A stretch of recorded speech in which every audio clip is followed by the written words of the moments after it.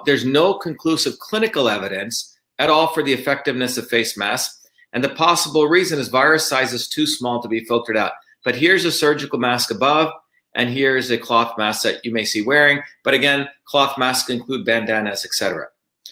Now, when I went through the literature, I try to get the most recent literature. So the 4 papers we curated down to 3 of them from 2020. One of them is from around 2015, 2017, okay? So we're gonna go through these in detail. One of the papers that I wanna talk about was called The Effectiveness of Surgical and Cotton Masks in Blocking SARS-CoV-2, a control comparison in 4 patients. So they took 4 patients and they compared it. Now, the net result, as you can see here, is, I'll go right to it. Lee and colleagues showed that particles 0.04 to 0.2 microns, that's what a micrometer is, can penetrate surgical masks. So if you take a meter is about a yard, okay? This is, a micron is 10 to the minus 6th, okay? So we're looking at 10 to the minus 6, right? So 0.04 to 0.2 microns, micrometers, can penetrate surgical masks. That's what they're saying. So if a particle size is 0.04 to 0.02 micrometers, okay, just remember those numbers, 0.04 to 0.2, it can penetrate through the surgical mask. Now, the size of the SARS-CoV, they haven't been able to measure, when this paper was written, the actual measure of the COVID-19, but they know the SARS-CoV, SARS virus, and you know, it's because it's a common coronavirus. From the 2002 to 2004 outbreak was estimated to be 0.08 to 0.14, okay? So look at that, that's literally in the range that the particles 0.04 to can penetrate. So what that means is the SARS virus, coronavirus, definitely the CoV, and the assumption here is that this size is not that different, that too can penetrate through the surgical mask. Now that's assuming the SARS-CoV-2 has a similar size and surgical masks are unlikely to filter this virus. And what they did was what you can see here, they literally went through and they did various tests. So they literally had people not wear a mask and cough. Then they had people put on the mask and cough, a cloth mask, or first a surgical mask. Then they had someone put on a cloth mask and cough. Then they had people take the mask off again, and they did it into a Petri dish, okay? So they had a Petri dish. Again, just to review, in the first case here, they coughed without the mask. Then they put on the surgical mask, coughed. Then they put the cloth mask and coughed. And then they did it without the mask again. And what you can see here are 4 patients, and they're patients aging between the age of 61, 62, 35, and 82. So from 35 to 82, and each of these patients did this. What you can see here, the evidence is quite inconclusive. So if you look at the Petri dish, without the mask, about 3.53 units of stuff landed on the Petri dish. In the case of the 61-year-old male, 3.226, not that difference with the surgical mask, 2.27 with the cotton mask, and without the mask, 3.23. So just look at patient 1. There's not that much difference between wearing a mask and not wearing a mask, and wearing a cotton mask or wearing a surgical mask. Then similarly, if you look at patient 1, they did the same thing, and they looked at the mask surface. So you cough, and you look at the outside of the mask surface, and you see there's around 2.21. So there's particles that land on the outside. On the inner surface, it looks like it's not detectable. Everything went through because of the force of the turbulence of the cough. Then the outer surface of the cotton mask had around the same, 2.6, and nothing on the inner surface. So it looks like when you cough, the outer surface gets stuff on it, and stuff goes through. Again, remember, the size of this is of the coronavirus is expected to be much smaller than the actual, the holes in the mask. So it's basically like mosquitoes going through a chain link wire fence. Same thing if you look at patient number 2, you see again, not that difference, 2.14, 1.80, if you can see here in the coughing, or 2.08 in the coughing without the mask. And same here, similar results. But the bottom line is neither the surgical mask nor the cotton mask was effective in filtering the virus. Okay, things are going through. And when this report ended, what it said was surgical masks are unlikely to filter this virus. And it said neither the surgical nor cotton mask effectively filtered the SARS-CoV-2 during coughs by infected patients. So there you go, okay? So the net of it is what they're finding in that study was whether you had the mask or not, surgical mask or the cloth mask, which is what we as a public have access to. We're not supposed to get access to the N95. And by the way, the N95 has 0.01% or 0.1%. It's pretty good because it's really tight and nothing really gets through that, okay? But we'll come back to some of the problems with that.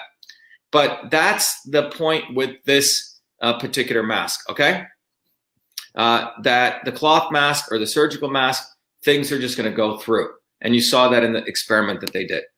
Now let's go and look at what happens when we look at when we start considering the next mask, which is the mask with the next study I want to look at. This was a study that it basically showed that cloth masks increase in infection risk in the healthcare workers. So I'm going to walk you through this. So what they did here was they took about 1,600 people, okay? They gave them a medical mask, which is a surgical mask, a cloth mask in the control group. And what you see here is quite interesting, that you find here that there's a 13% increase. ILI means influenza. So this is a cloth mask, and there's a 13 times increase, 13 times more likely to get influenza-like illness compared to the ones who wore the medical masks. So if you wear the cloth masks, you're going to get 13 times more increase of getting influenza type illness versus a medical mask. So this basically argues, well, the medical mask we just showed, the stuff is going to go out. If you cough, it's just going to go right through it. But this is showing, well, if you're going to choose between the medical and the cloth mask, the medical mask is going to have a 1/13th of a chance of you getting ILI, influenza-like symptoms. But the penetration of the particles through the cloth mask was 97%, through medical mask was 44%. So they're saying in the cloth mask, pretty much everything is going to go through, and through the medical mask around 44%. The previous research said there wasn't any difference. But the bottom line, you can see that the cloth masks, according to this, are going to cause more influenza-like symptoms. But the previous research basically said it's not going to make a difference. And this study was the first randomized control study done, which means they had 3 groups. They had the medical mask, the cloth mask, and the control group. And what this showed was that the study is the first RCT of cloth masks, and the results caution against the use of cloth masks. And because they said moisture retention, reuse of cloth masks, and poor filtration may result in increased risk of infection. Okay, so this one's saying, the first one saying they both, so think about what the model here was, that if you're asymptomatic, so you may be a carrier, this is why the masks are supposedly being promoted, is that I'm a carrier and someone else doesn't have it. So if I cough, I don't want them to get it. Well, the first research paper is clearly showing it's going to go through anyway.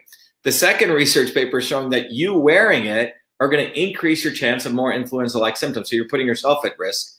If you have it asymptomatic, you may increase your chance of getting influenza, because of the problems with it. The result there is that you may be asymptomatic. It basically is showing if you cough, you're not going to really protect someone else because they're going to get it. The other piece of this is that you're also going to increase your risk of getting influenza. Okay. So let's go back and look at now. The question was, people have asked, well, what about the N95 mask? People wanted me to cover this when I was looking at this. And this study really looked at the N95 mask. This was in respiratory care. And the study demonstrated the subject with COPD, which is, the breathing difficulty had, this was, they looked at healthcare workers, and they found out that there was an increased chance of those people getting dyspnea, which is shortness of breath. And I want to walk you through all the sort of 5 findings of this research. it's basically found out that if you're wearing the N95 mask, again, now we're not looking for the general public, but for healthcare workers, that if you wore, first of all, these masks are not supposed to be, the N95 are not supposed to be worn more than an hour or 2 hours at max. But that can risk the chance of headaches. I think someone just wrote to me on Instagram. Did someone write that? Yeah, someone wrote here that they had more headaches from wearing masks, but the N95 mask for prolonged periods can increase the risks of headaches and people prone to headaches. So that was one result that came out. So if you're prone to headaches, you really increase your chance of getting headaches much sooner. For those with COPD, which is a breathing issue, wearing the N95 mask was increased shortness of breath and breathing discomfort. The other interesting that they noticed was that people, this was sort of interesting, they noticed that people who wore the mask for up to 2 hours, it didn't affect those people with coronary heart disease. They said those people were stable. However, they found out that the gas exchange, you know, when you breathe, you're breathing in O2, you're letting out CO2, but when you breathe in O2, you're also letting some oxygen out and CO2, obviously. But there's a gas exchange that's supposed to be a certain equilibrium.